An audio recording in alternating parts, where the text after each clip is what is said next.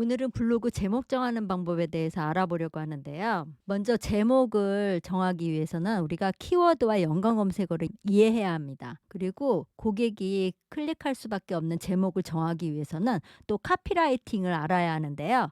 키워드란 검색하는 사람이 검색창에 입력하는 문장의 핵심 단어를 말합니다. 사람들은 온라인 안에서 키워드로 우리를 찾고 우리는 고객이 찾는 키워드를 찾아서 블로그를 써야 하는데요. 키워드에는 사람들의 문제와 욕구가 들어가 있습니다. 그래서 사람들은 나를 뭘로 검색할까 이런 질문을 자신에게 계속하면서 이거를 알아내셔야 합니다. 그래야지 내가 블로그를 쓸 수 있기 때문인데요. 또 오늘 그거 알아보는 방법에 대해서도 알려드릴게요. 나의 키워드로 나를 노출할 수 있다면 나의 고객과 직접 만날 수 있는데요. 고객 대상이 명확하면 그들이 해결하고 싶어하는 문제들이 보이고 고객의 문제를 알아야 나의 블로그 내용이 고객이 원하는 정보로 채워지게 되는 것입니다. 연관 검색어란 무엇이냐면 우리가 키워드를 입력했을 때 그와 연관되어 나열되는 단어인데요. 제가 보여드릴게요. 우리가 만약에 여드름에 대해서 여드름 없애는 법 검색어를 쳤다고 해봐요. 이렇게 밑에 보면은 쭉 이렇게 연관돼서 나오고 있는 단어들 있잖아요. 이거를 연관 검색어라고 하는 거예요. 여드름이 키워드가 되는 것입니다. 그러면 우리가 키워드 검색량을 알아보는 사이트가 있는데요. 얼마만큼의 사람들이 이 키워드로 찾고 있는지, 그리고 또 이 키워드로 얼마만큼의 블로그가 발행되고 있는지 우리가 알아볼 수 있는데요. 그 알아보는 사이트로 키워드 마스터랑 블랙키위가 있습니다. 우리가 키워드 마스터를 치시고 들어가면 이렇게 키워드 치는欄이 나와요. 여기서 또 여러분들이 찾는 키워드를 치시면 되거든요. 제가 또 여드름 쳐볼게요. 그러면 이 여드름에 대해서 연관 검색어가 이렇게 쫙 나왔잖아요. 이걸 다 이렇게 클릭하면은 이렇게 한 달 동안 PC에서 검색되고 있는 검색량과 모바일에서 검색량, 그다음에 한 달 동안 총 조회되고 있는 총 조회수, 그다음에 문서 수와 이 비율은 뭐냐면 한 달 동안 블로그가 발행되고 있는 비율이에요. 그러니까 이게 적을수록 블로그가 별로 발행되고 있지 않는 거거든요. 그래서 여러분들은 지금 블로그 지수가 낮잖아요. 그러니까 검색량은 많은데 비율이 적은 거, 그러니까 블로그가 별로 발행되고 있지 않은 이런 키워드를 찾아서 블로그를 써주셔야지 여러분들이 상위에 노출될 수 있는 확률이 높아지는 거거든요. 왜냐면 여러분들이 블로그를 쓰면 이 블로그 지수 높은 것들이 상위에 노출되고 여러분들은 블로그 지수가 낮으니까 4페이지나 5페이지 뒤쪽으로 밀려나 있잖아요. 블로그가 별로 발행되고 있지 않은 이런 키워드를 찾아서 블로그를 써주시면 여러분들이 훨씬 상위에 노출되기가 쉬운 거예요. 그래서 이렇게 키워드 마스터에서 키워드 검색량을 검색하면서 블로그를 써주면 훨씬 블로그 쓰는데 유리할 수 있는 거예요. 그다음 이제 블랙키위도 한번 알아볼게요. 블랙키위도 마찬가지예요. 이렇게 키워드 쓰는欄이 있거든요. 여기서 키워드를 쓰시면 돼요. 그러면 이런 식으로 지금 한 달 동안 PC에서 검색되는 양과 모바일에서 검색되는 검색량, 그리고 한 달 동안 총 검색되는 양, 그다음에 블로그 컨텐츠 발행되는 양, 이런 것들을 다 지금 카페에서 발행되는 양까지 지금 볼 수 있는 거거든요.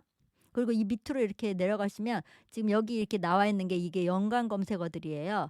바로 월간 검색량과 블로그 누적 발행량을 바로 볼 수가 있어요. 그럼 여기서 한눈에 딱 보여지잖아요. 지금 등 여드름은 검색량에 비해서 굉장히 많은 블로그량이 있잖아요. 이런 거는 이제 피하는 거죠. 지금 여드름 압출기 같은 경우에는 월간 검색량은 많은데 지금 블로그 발행량은 별로 많지 않잖아요. 그럼 또 이런 걸 한번 도전해 볼 수 있는 거예요. 그래서 지금 키워드를 알아보고 이 키워드에 검색되고 있는 양을 또 알아봤는데요. 그러면 인제 이 키워드를 가지고 우리가 제목을 정해야 되잖아요. 제목을 어떻게 정해야 되냐면 고객이 클릭하는 제목을 정해야 해요. 그래서 사람들에게 호기심을 자극하는 제목이어야 하고 또 마음 깊숙이 파고 들어가는 제목이어야 하고 또 직관적인 언어로 만들어야 되는데요. 이 직관적인 언어로 만들어야 된 이유가 우리가 3초 안에 선택받아야 된다고 그랬잖아요. 우리의 제목으로 고객들에게. 그렇기 때문에 바로 직관적인 언어를 사용하셔서 제목을 만드셔야 돼요. 그리고 모든 글은 카피라이팅이 바탕이 돼서 제목을 정해야 되는데요. 카피라이팅이란 글을 통한 세일즈 기술이에요.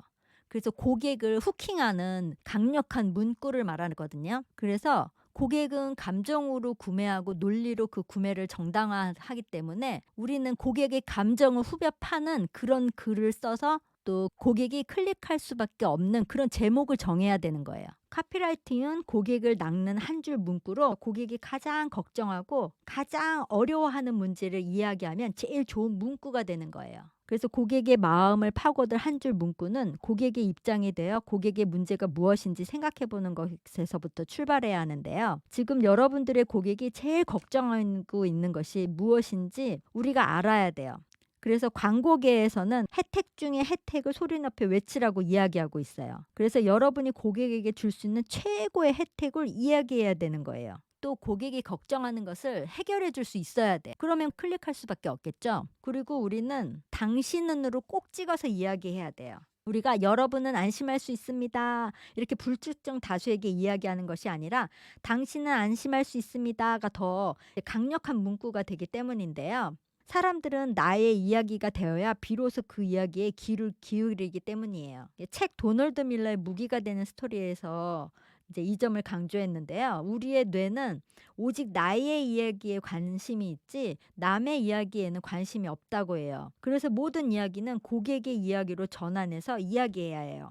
그래야 비로소 고객은 여러분들의 이야기에 관심을 기울이기 때문입니다. 그러면 우리가 어떻게 카피라이팅을 해야 되나 그런 문제가 있잖아요. 이제 카피라이팅 하는 방법으로 통념과 반대되는 내용으로 궁금증을 유발하라고 이런 얘기를 해요. 통념과 반대되는 게 뭐냐면 예를 들면 실컷 먹고 한 달에 3kg씩 빼는 방법 이런 식으로 돼 있다면 먹으면서 어떻게 뺄 수 있지? 그 통념과는 반대되잖아요. 그럼 사람들이 궁금해할 거 아니에요.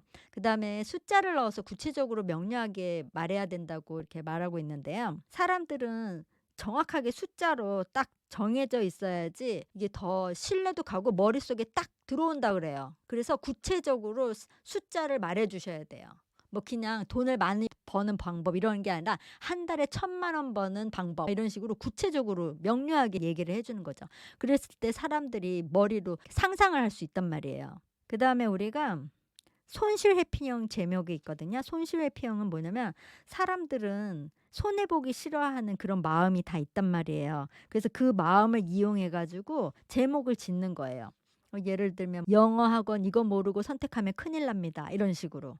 그래서 영어 학원을 선택하려고 하는 사람들이 이거 모르면 큰일 난다니까 또 클릭할 확률이 높겠죠. 그러니까 자기가 손해 보기 싫은 그런 마음을 이용한 제목 정하는 방법이 되겠어요. 그다음에 호기심을 유발하는 제목이 있는데요.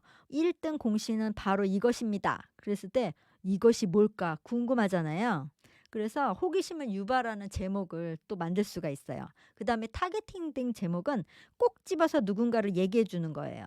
그랬을 때 사람들은 자기에게 말하는 것 같아서 보게 된다 그래요. 그래서 예를 들면 뭐 주부라면 도전해 둘 만한 월 50만 원 용돈 부업 총정리 이랬을 때 주부들이라면 한 번씩 다 클릭해 보고 싶지 않겠어요? 또는 신입사원이 꼭 알아야 될 상사에게 보고서 쓰는 법 이랬을 때 또 신입사원들은 궁금할 거 아니에요.